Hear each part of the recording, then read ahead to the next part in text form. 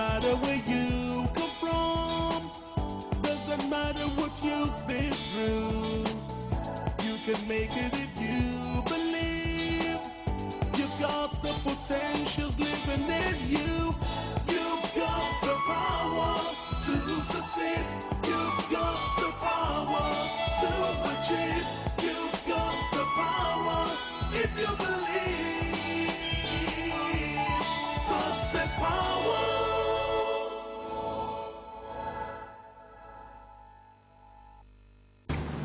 Welcome to Success Power. When we began to air Success Power broadcasts on radio many years ago, almost 2 decades now, it was an interesting experience for me, and I'll say why. See, it was at a time when I did not consider myself successful, so I did not think that I had the qualification or right to teach other people how to succeed. But I had this heavy burden. I felt it strongly that I needed to share with other people how they could succeed. I wanted to do it. It was a big shift in my thinking. And we started the process, did all the research, and got the professionals to work with us. And as we were getting ready to do it, I began to ask in my mind, why would God ask me to do such a thing as this? I am not successful yet, so why should I teach people how to succeed? But I followed my instincts, and started. And from the first broadcast on radio, 15 minutes, only once a week, it was a blast. A young man ran down from the other end of my city, a journalist who had been out of work for a long time. He was so frustrated, he said he had made up his mind he was going to commit suicide. And I remember that the first broadcast was on the power of persistence. The next morning, he ran down to our office to share his story and how there was hope in his heart again, and he had made up his mind he was not going to take his life anymore. It's interesting. So many things began to happen for me. So many things. Everything changed. And I learned this lesson there, that if you really, really want to succeed, you will need to take your focus off from yourself and to place it on other people. If your dream is only about meeting your own needs, your dream will be small indeed. If your dream encompasses other people, and it includes meeting other people's needs, the size of your dream will grow dramatically. See, how did I stumble on success principles? I grew up a young man, had high hopes and dreams for the future. Everything seemed to be working okay.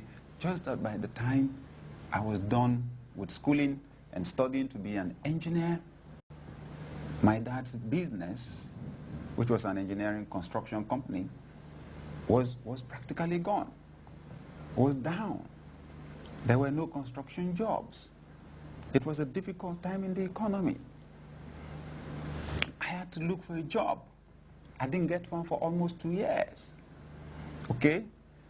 Things became really, really hard in our family. And when you are in a situation like that, where you apply here, you try this, you try that, and then I decided to run away from my country, find somewhere better to go, and I couldn't even find a visa to leave the country.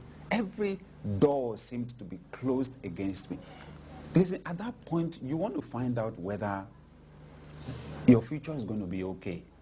You want to find out whether there really is a way out. That was what led me on my quest, on my search. I wasn't thinking for other people when I began to search out to see whether there was any way, any system by which I could live a better life. I could fulfill my dreams. I wasn't thinking about other people. This was about me. Yes, I began to find the answer as I began to read and to read and to read and to read. I began to find definite principles. You've got to have a dream. You've got to have a plan. You've got to become inside first before you become outside. Your imagination has got to have a deep, clear picture of where you're going and who you're going to be in the future. You've got to work it all out on paper. You've got to take action. You've got to be persistent while taking that action. You've got to have a strong desire. You've got to be hungry for the fulfillment of your dreams. I began to pick these principles one after the other from the books that I read. I saw the power of attitude. That how you think about your situation is more important than the situation itself. It's your thoughts and your emotions that ultimately control everything else. Everything comes from your heart. And you know, all these were for me. And then as I began to apply these principles, and just when, well, I was beginning to have opportunities, things were beginning to move, and then I get this inspired thought, and I believe that it was from God. Teach other people how to succeed and do it on the media. So you would understand my argument. Why should I? If you were speaking about someone who already was a multi-millionaire, someone who, I mean, everybody, you know, knew was doing well, if such a person wants to advise younger people on how to do well, it will be understandable. How about me? I'm just beginning to scratch the surface of achievement, so to speak. What I didn't realize was that if your vision, your dream, your quest for success does not include other people, you will soon be stranded. Your vision will be small. Your aspirations will be small. Your targets will be low in life. You will have the potential and the capacity for excellence, but you may find yourself shooting for mediocrity. When you include other people in your plans, in your dreams, the size of your dream grows phenomenally bigger. So, from speaking to a few hundreds people at a time, or a few thousands, just by stepping on the platform of radio, exponentially, I was now affecting millions of people at the same time. The reward that I got was more than money. It was fulfillment. It was just knowing that I was adding value, something good, something usable to the lives of other people. I came to realize that my experiences had not been wasted. I think this is a good point to encourage someone here. You may have gone through challenges, you may have experienced failures, but if you ever thought that they were proof that something is wrong with your destiny, you made a big mistake. The setbacks that I experienced, the lack for a short while, the not getting a job, turned out to be the things that qualified me to be hard.